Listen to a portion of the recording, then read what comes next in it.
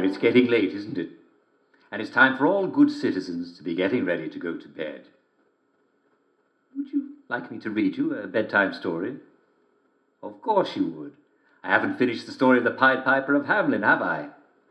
Well, gather round the telly, citizens, gather round, and I'll tell you how it ends. We last left the town of Hamlyn filled with rats, horrible rats, eating them out of house and home.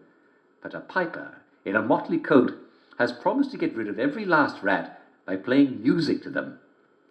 But he expects a lot of money, and they've agreed to pay for it. What will happen? The next day, the piper came into town, and this time he had a different pipe with him. It was a tiny pipe made of horn, and no one could even hear the music that it played. But soon, out of every barn and every field, out of every kitchen and every storehouse, all of the rats of the town swarmed towards the Pied Piper. They came out of the church, they came out of the town hall, they came up out of the well, they came out of the cupboards, they came out of the haystacks. Soon, the entire village square was covered in rats, until you could not see a bare patch of dirt.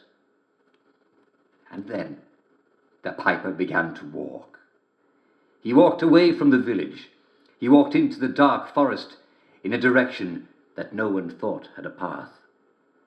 No one knew exactly where he went, for no one wanted to go anywhere near the enormous swarm of rats. Well, the villagers celebrated. They took their cheese out of their strong boxes, and they took their bread out of their stone ovens.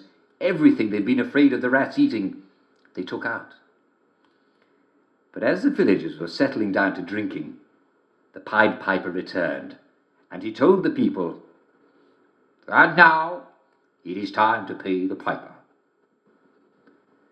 Well, the villagers, they were wicked people. They asked the piper if he'd killed all the rats, and he promised that they'd never see the rats again. At this, the villagers were delighted. "Why should we pay the piper?" they asked each other. "The rats are gone." They told him to be off, and when he demanded his money, they beat him until he was bleeding, and they threatened to throw him in the well until he drowned. The piper left, and they thought that they'd never see him again. But the next morning, the piper was back. This time, he had a very large, long pipe made out of long, long bone. You could still see the bruises on his face as he walked into the village square. But he did not seem afraid. He did not seem like a man who could ever be afraid. The villagers gathered to warn him off. Hadn't he had enough punishment? Be off with him? But then he began to play his long bone pipe. The sounds were so low that no one could hear him. But they were all struck dumb, and they found that they could not move to strike the piper, nor could they leave. And out of every house came every villager who was not already in the town square, out of the church, and out of the town hall, and out of the pub, and out of the baker's, and out of the cheese shop. Even the lame smith limped from his forge to the town square.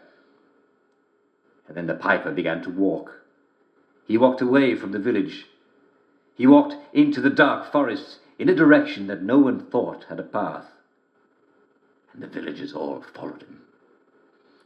Only the lame smith couldn't keep up, although he tried his best.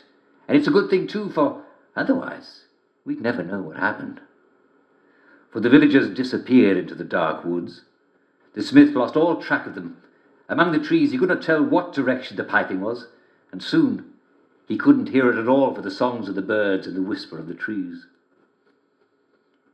He lay down, and he wept for a day and a night, for the music had so moved him that he wished he'd been fast enough to follow it. The smith came out of the forest. He came to an inn, and there he told the story of the villagers of Hamlyn, and he waited a year and a day for them to come back.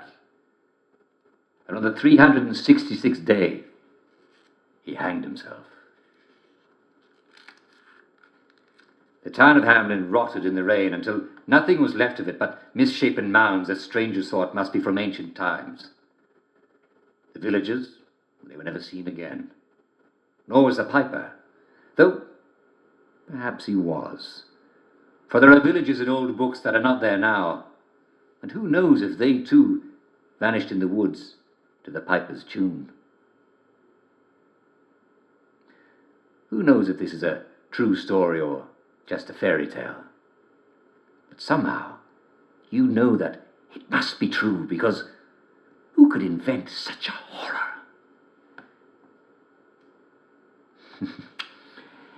That's the story of the Pied Piper of Hamlyn.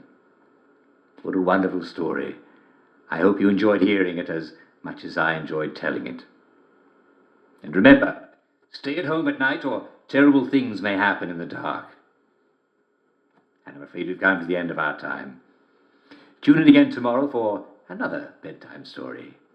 Good night all. See you tomorrow.